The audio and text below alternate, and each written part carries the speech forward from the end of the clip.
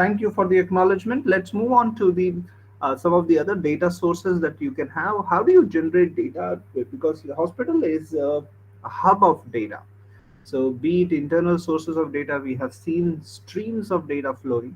And now we will look at the emergency room data indicators. A few of them, obviously, emergency is a place where you have this trauma, accident, or it's simply called as ER, right?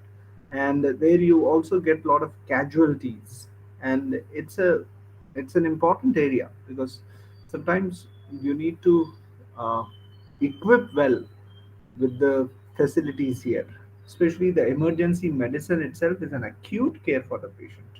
When patients do not know what is happening to them, they rush to the emergency room. And this is an area where you don't really have to have an appointment. For rest of the departments, it's where you have to take date appointment and then come next time or next day. This can happen on their own. So it can you can take the patient or you can ask the ambulance to take you to the hospital. So both the things are possible as far as the emergency is concerned. So what are the different kinds of indicators that you have? One is, of course, there are a lot of successful clinical outcomes in the services, uh, and this operation excellence is usually built to have the competitive advantage is a term that is being used in the business. It's called I have an edge over others. So KIMS can have an edge over other hospital, other smaller hospital, or other bigger hospital because of that sustainability of competitive sustainable advantage, and they can have it through the operations management as well. So 24 by 7, these emergency room service operations have lot of you know uh, advantage or tremendous flux and uncertainty. It can overcome any kind of thing. So, what are the internal transportations that you have? You have to look at the equipment status, importance, delays, and out untoward incidents if there are any. So, triage is the one that is being used in the medical terms, and it means to select or sort. So, triage is a process of sorting. So, when you say time to triage, it means that you're sorting people based on their immediate medical treatment. For example, yeah, you have this white or green or some example. So, no illness or injuries detected. If you see an accident patient, you need to quickly act. Sometimes you have to push them to the surgery or to the operation theater. So green is nothing but injury or illness detected, but symptoms are very less serious and also not life-threatening. So these are the few examples that you usually have. So response time is different from the triage time. Triage time is the process, as I told you, is all about sorting people based on the need of the immediate medical attention. Whereas response time is the time that each one of them is performing. Each one of them is related to the performance. Somebody is trying to join. Let me just add. Okay, let me add. Okay. All right. This is for the first time I see all the students in the class. Looks like it's last day, maybe like a farewell. They're there. Good, good to know and good to see. So, what are the different types of response times that you have? Nursing staff response times, and then the emergency room physician's response time, and the consultant response time. So, punctuality in arrival, cross consultation, because every moment, every second, every you know smaller bit of information and time is crucial at this stage. Remember, we are all dealing with lots of emergency cases. So time is the key here. Anything can happen. If loss of time, and people believe that the moment they arrive in the hospital, let us say an accident person has arrived in the hospital, they feel the moment they reach the hospital they can survive. That's the guarantee they have. That's the certainty they have. And if the hospital is not so equipped, if the response time is not very good or fast, then it might end up into some kind of casualty.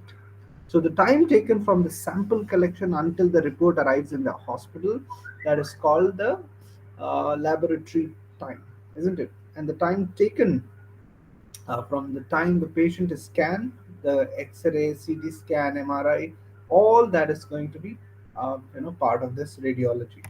So time to take action is an important part of it. Okay, some of these incidents are very very common occurrences. Some events may cause no harm. Some events might cause severe damage. Even sentinel issues can happen. Patient safety related, work safety, all that is important. People, there are also sobbing scenes.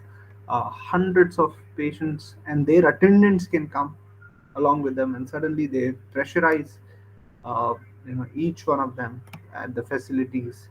Anywhere they are standing and they're crying, they're sobbing, all sorts of things that you will be able to do. There is another thing called LAMA. LAMA stands for Leave Against Medical Advice. So in simple terms, it is nothing but patient leaving the emergency room against the medical advice. So he or she is no more into medical room, and now they are allowed to go. Right. So lamas may be for various reasons. One, unavailability of the services. You heard in newspaper, at least I have come across, you take them to the hospital, nearest hospital, and the nearest hospital may not have services. They say, no, no, no, no, please go and take them to Gandhi Hospital or Osmania Hospital or to big hospitals, Yashoda or KIMS or Sunshine, like that. Or if you don't have money, then they want to also ask you to leave. Financial issues, if you can't deposit the bare minimum amount, they may not be able to take the case inside. And then the poor quality of the physician services also, poor quality of the nursing services, unacceptable behavior. So look at that. I mean, the range is increasing. The fifth one, uh, you feel that this is not the safe hospital for my person, for the patient, then you can. Patient attendants wish to shift to another center, and the patient is not in a position, maybe unconscious. Okay, somebody again joining. Yep. Okay, only today we have the full attendance. Looks like we are now 8 people. Wow, that's good. So then the patient's attendants wish to shift to another center. I think we have seen that. So those who are conscious, those who have information, those who are able to, take a call, they would like to shift the patient to the other center, right? And then sometimes it can also be a result of the poor prognosis as well. So these are the areas where you have leave against medical advice. You can leave based on that. So what is medical legal cases handling process? Today medical science is not just science, but it has also gone into the other disciplines. Like you should have understanding of the legal issues, because human life is important. Any kind of damages, sabotages, or casualty might drag you into the legal procedures or into the court.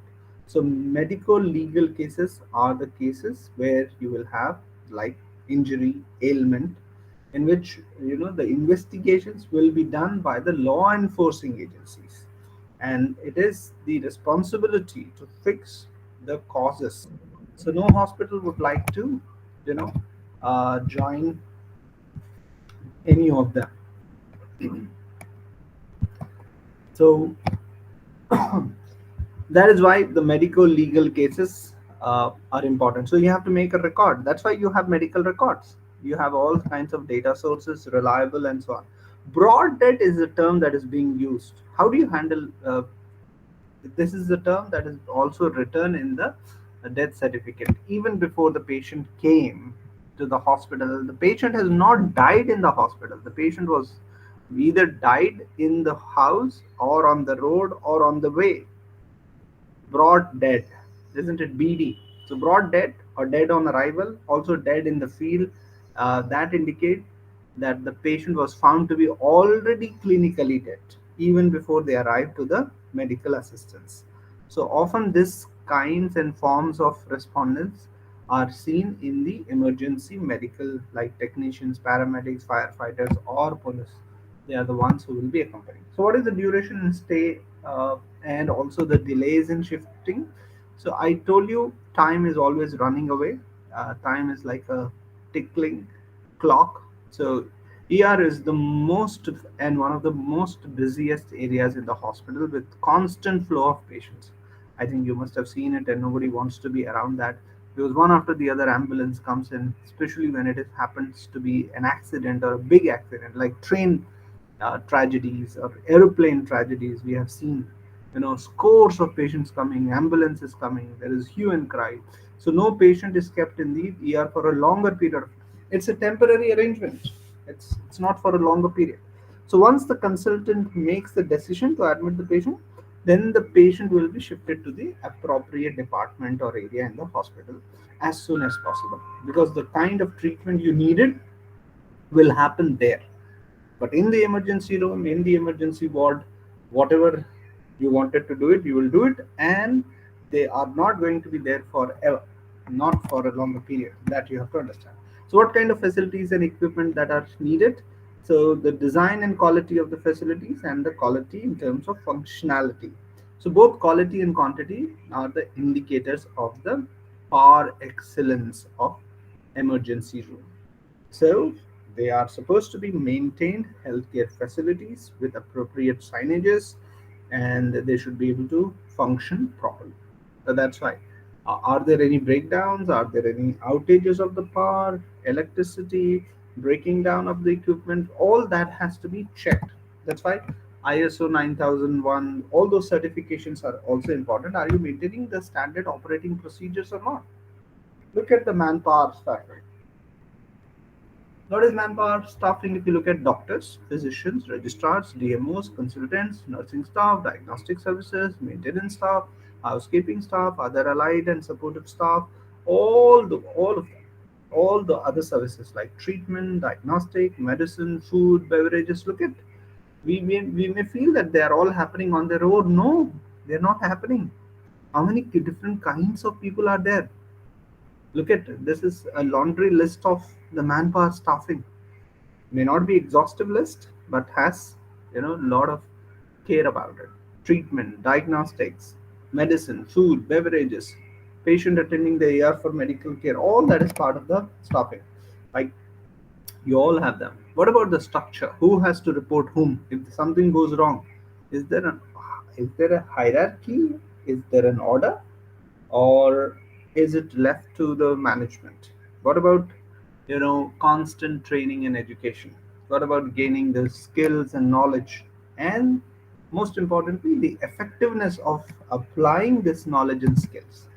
There are also few of the satisfaction indices. Satisfaction is a very important psychological, uh, I think, indicator, and that's another way of knowing how the performances are also happening as far as the patient services are concerned. So at the end of the treatment, the patient can be given the satisfaction survey, or you can even have the employee satisfaction survey, or you can even have the consultant or the physician's survey. Employee satisfaction, patient satisfaction, physician satisfaction, all of them are. Hello,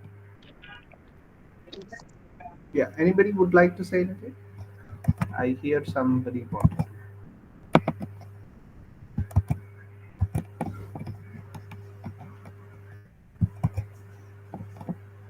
No. Yeah. So feel free if you have anything. We'll quickly move on. These three kinds of satisfaction for all the stakeholders. You got patient, you got employees, you also got the doctors into it. What is employee attrition rate? This is an important indicator. Employee attrition is nothing but where you have the rate at which, attrition rate, the rate at which that the employees are resigning and leaving. How do you know how many people are leaving? How do you find out? Any idea? Anybody?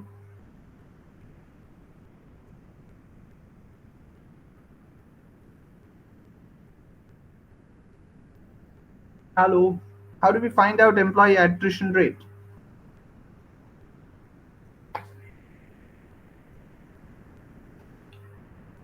Yes, please. Anybody?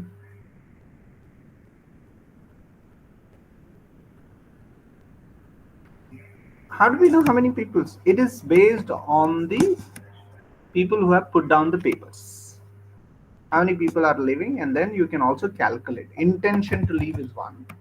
Uh, intention to leave. Intention to leave is another term. That means I have put down papers. Number of employees put down papers in a month or a, yeah, you can make up from there. Attrition is, or attrition rate is nothing but the rate at which employees are leaving the organization in a year. So if 30 employees left in a year out of 100, so what is the attrition rate? Are you all with me? So that is nothing but 30% attrition. Is it high or low? 30% is high or low? Low, sir. Low, sure. Yes, sir. 30% employees are leaving in an organization in a year is low or high?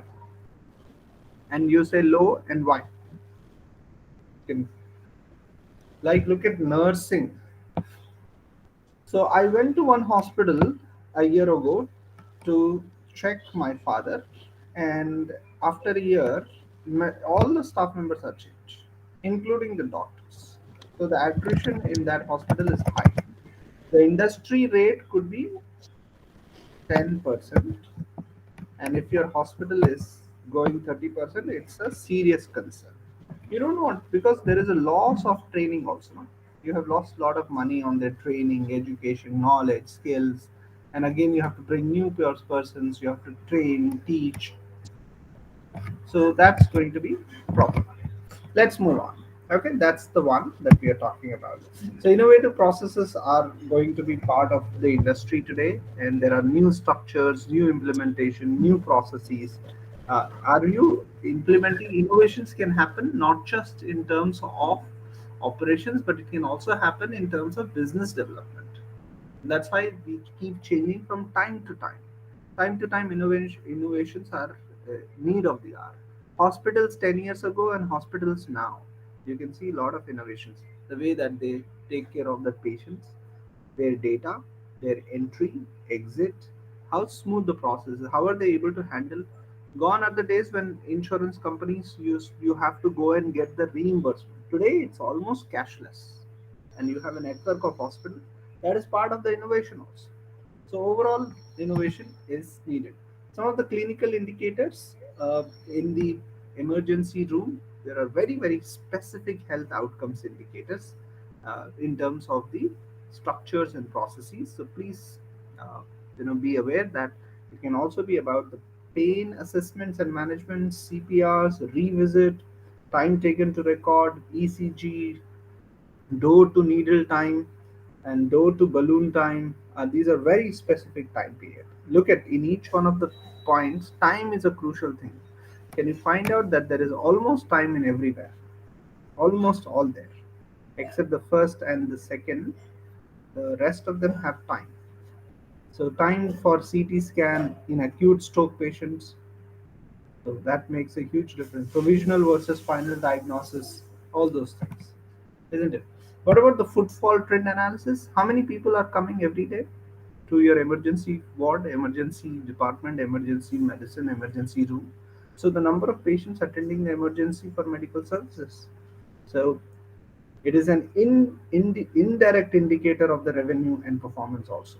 If there are more people who are coming for emergency, like I have seen that at Yashoda and also at Kamineni hospitals in Albinagar, because it's on the outskirts or it's at the end of the city limits, probably people who have lot of trauma cases, accident cases, any accident that has happened before, I think, Suryapet, 135 kilometers range, people might come to Kamini. That's the entry point for them. So they might come back again to Kamini. So these trends, footfall is nothing but the number of patients attending the emergency room. And what about the IP conversion? Many people will be converted into the inpatient from emergency. Should a patient require admission, counseling? How do we convince the patients to get admitted from ER? Is a bit challenging job. It's not easy.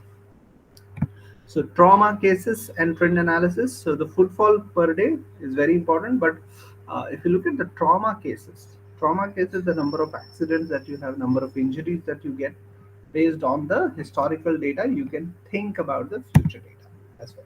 Lamas and transfers. So they are all there. So leave against medical advice. We said LAMA stands for. So where financial constraint is something which is not unavoidable, and because llamas, because of other reasons, especially poor service and behavior related things, all these things are important part of it. So what about the revenue generation?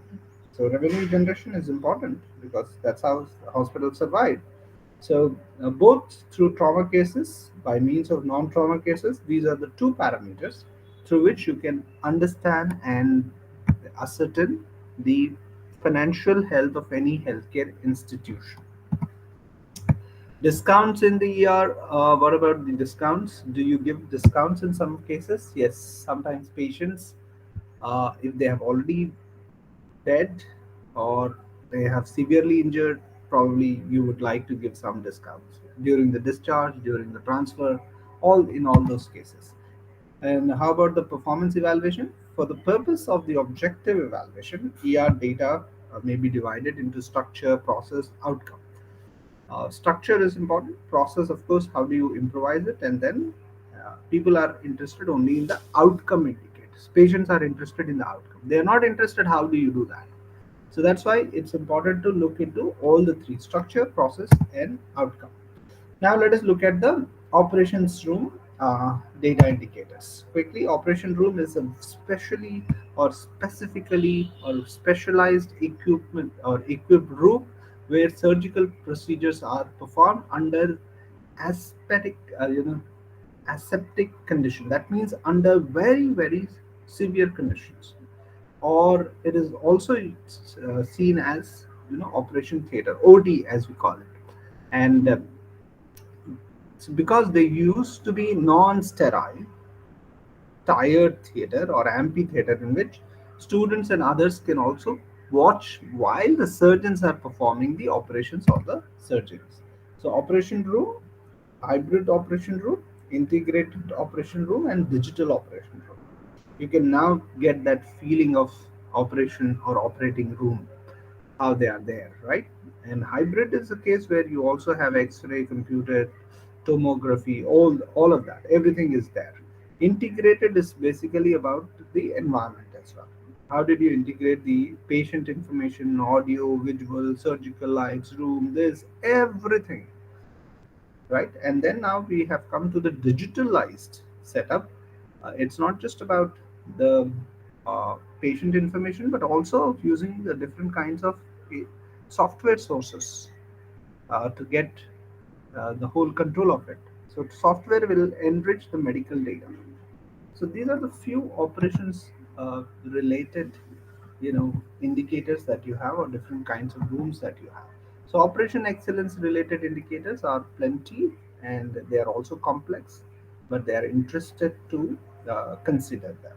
So surgical procedure are the major cost driver, because this is where you have to uh, cost a lot, and that's why the operations might cost a huge sum to the patient.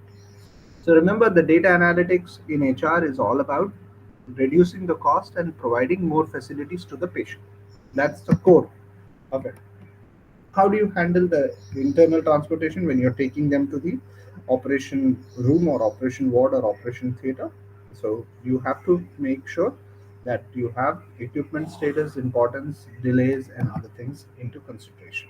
Reschedule and cancellation can also happen. This is quite common. Sometimes the delay can happen, same day cancellation can happen, the doctor gets stuck. If it is not that emergency, it can also be done later.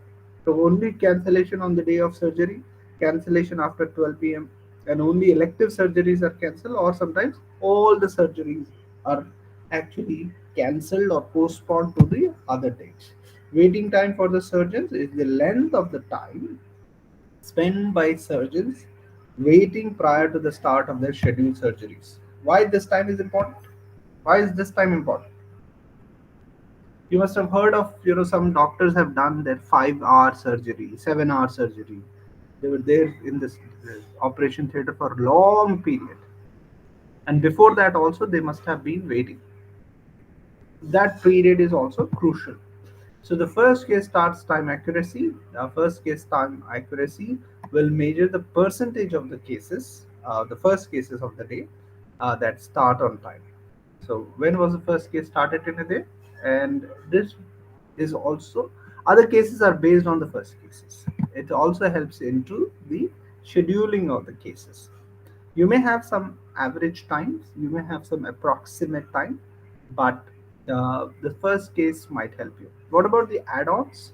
Sometimes you may have add-ons. So the problem that operating room managers face in running an operation room suite on the day of surgery is to identify the holes in the operation room, so which assigned to add-on cases. Sometimes you are supposed to do 5 surgeries today, and then you have sixth and seventh as well. Overtime minutes is going to cost. Look at this one. So overtime minutes is the amount of overtime paid to the OR staff. They should not be burdened. Uh, like sometime back, I don't know whether you read it this in the newspaper or not. This is from a different industry, but the example might also come to the health staff.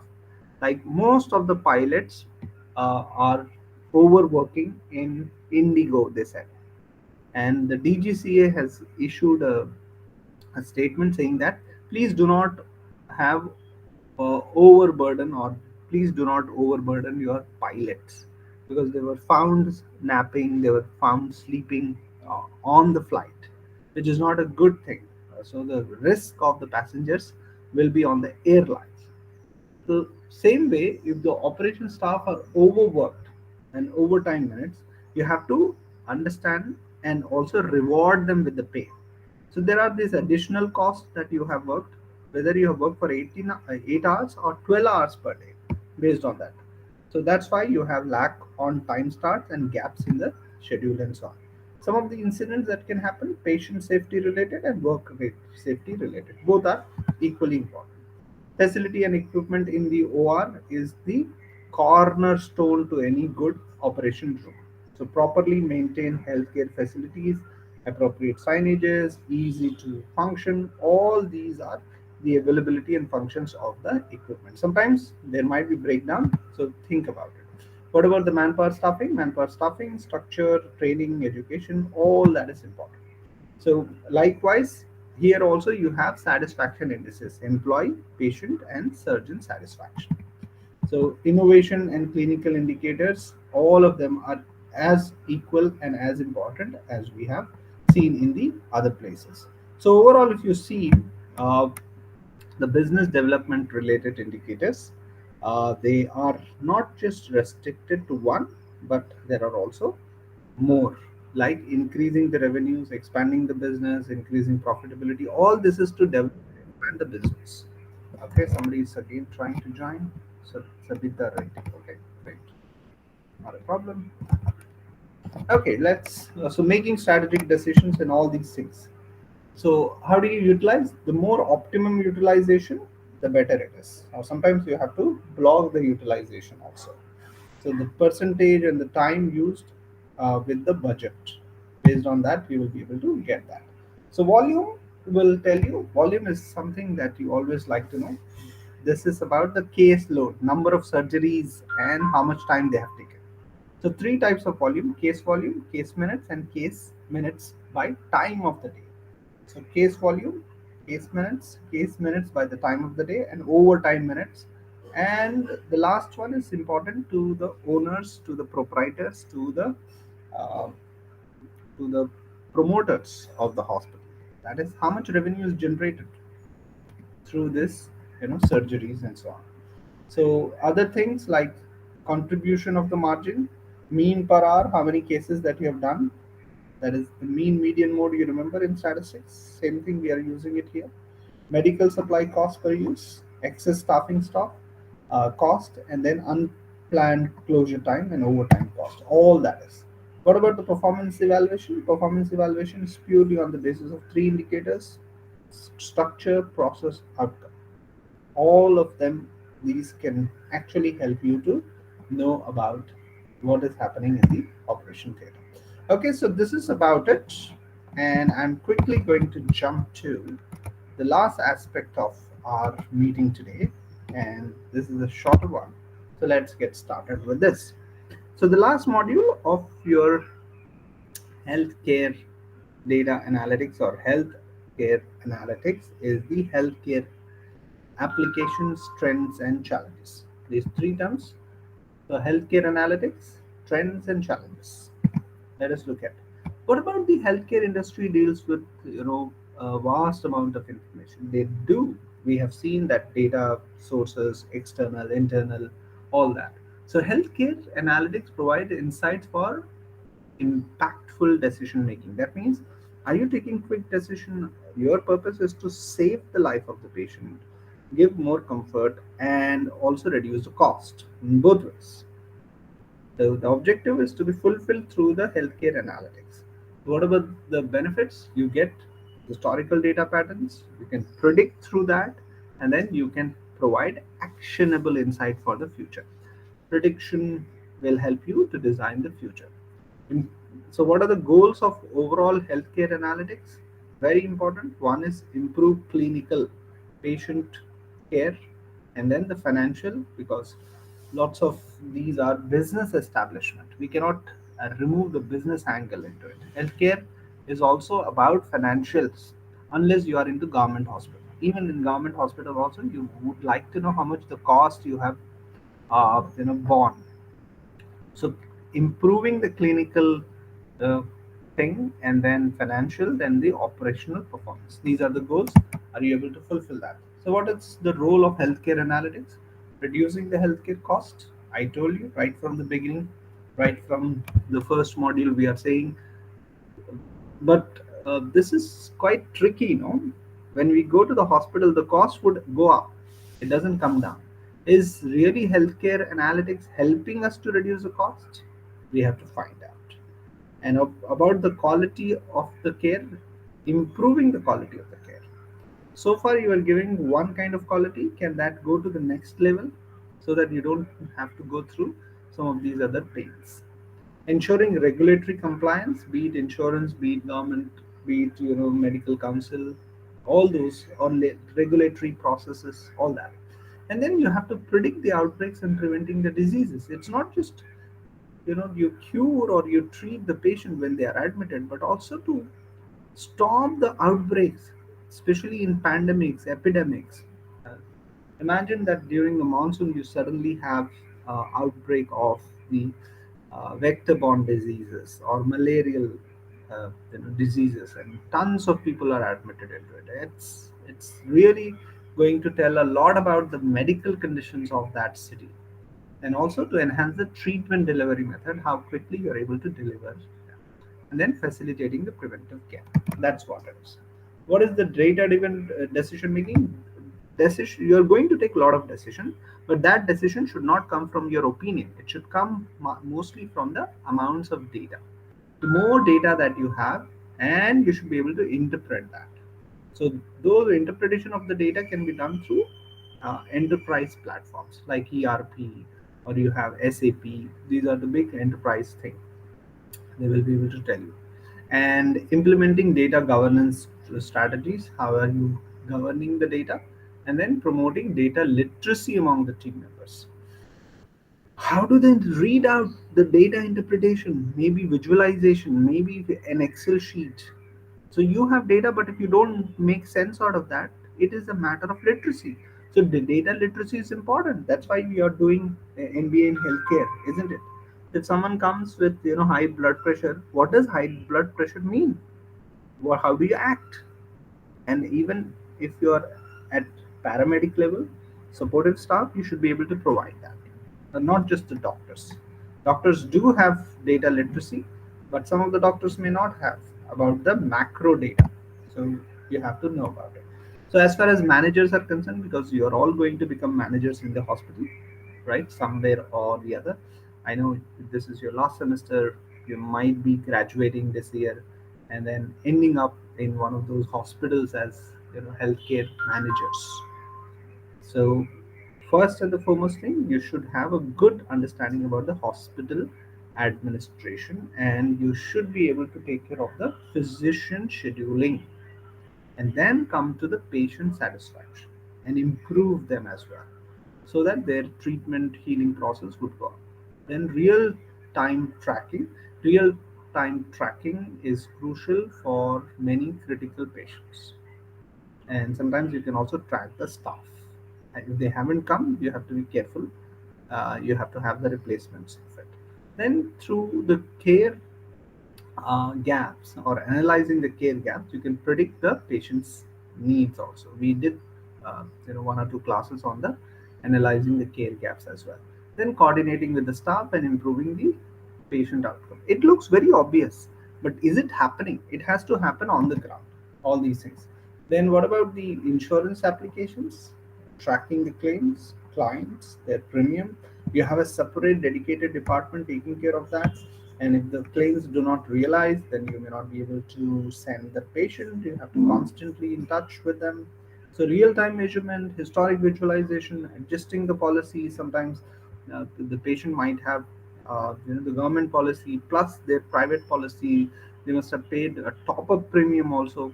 All that is there for the betterment of the services at the least cost. Planning and application, disaster management to resource allocation, you should be on your toes. And predicting the outbreaks for better preparation, optimizing the cost and care, all that is going to boil down to the cost per patient encounter.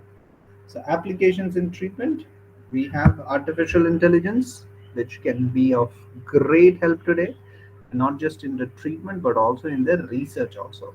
Like AI can actually detect the cancers, drug development, treatment, cardiology, diabetes management, all mental health assessment, AI. Name any area today which is not free from AI in medical care. I think you hardly going to find anyone. They're all going to be affected by AI. Artificial intelligence is inseparable part of healthcare industry today. Please remember that. So, what are the challenges and the trends that are there in healthcare analytics? Some of them we will be able to look at. Uh, One, of course, we had this huge pandemic called COVID-19. How the data healthcare analytics played a crucial role. This is one of the greatest example. We know the Spanish flu. We know what has happened to smallpox. We know the historical data, but right in our own age and time and in our own generation, we have witnessed something of this magnitude called COVID-19 pandemic data. So, how healthcare data analytics played a crucial role, we know about it. What about the current trends in healthcare analytics? One is, of course, the financial and the revenue cycle. So, how analytics can also uncover what is actually giving you more finances. Is it based on the performance? How do you optimize that revenue cycle? Can you get more money? So, if a hospital is opened with 300 crore rupees, how are you going to have a break even in how many years? Are you going to get it in 5 years, 6 years? What about the promoters? All those things. And this is where the complexity of the healthcare payments come. So a lot of them are now dependent on yeah,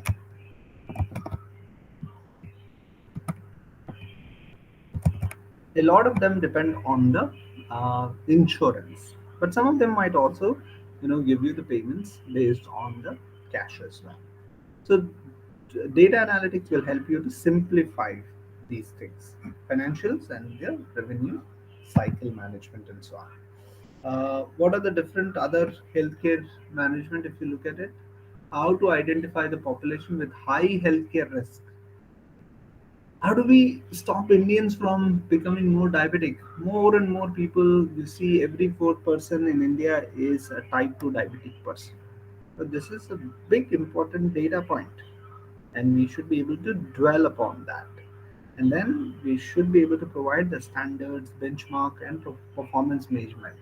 So not just living there, but also be able to deliver it in terms of the performances and so on. What about the service provider?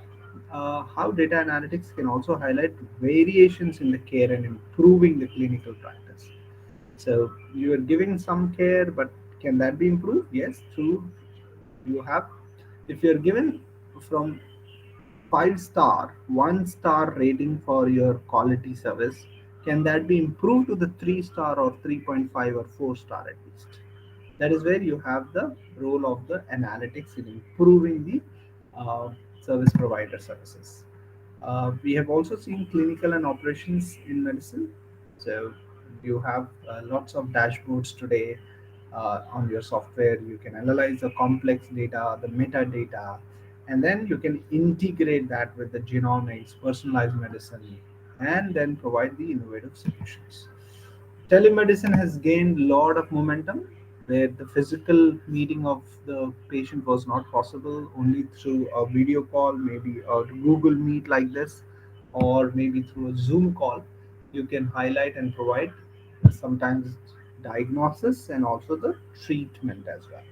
So the benefits are like you can get best of the accessible physicians, consultants online, and at your own convenience and cost saving. So you don't have to physically go. If someone is there in Mumbai Wokhad Hospital and you can't go there, through telemedicine you can get the access. And we have seen that has happened mostly in the pandemic period of COVID-19. So medical mobile applications, plenty of them are there. You have Practo, I think, one app that I have seen. I myself have has used it, and I have seen others are also using it.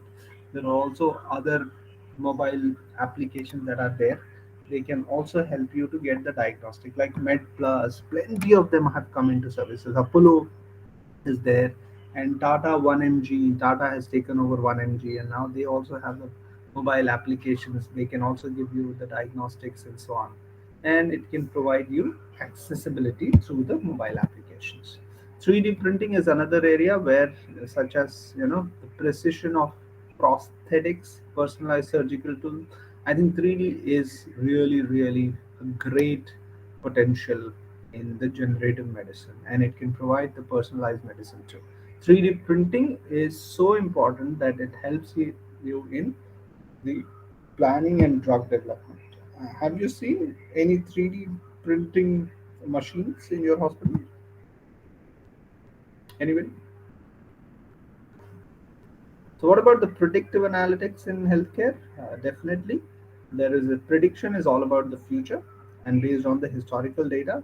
So the predictive analysis can be done in the intensive care unit and then the general ward setting. So you can know about how many people were there in the ICU and how many people are now and how many people are in the general ward and so on.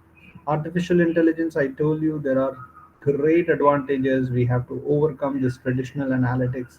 Now we are getting into decision making using the AI. So using the AI can be of great help in the clinical flow work management and then surgery assistant. There is this hospital in Gachibowli called AIG, and this is where they have done a lot of surgeries using the assistance of AI. And AI is also helping in diagnostic as well. So there are few more challenges like how do you adopt in the industry? Not everybody is doing it. Only people who have big pockets they are doing it.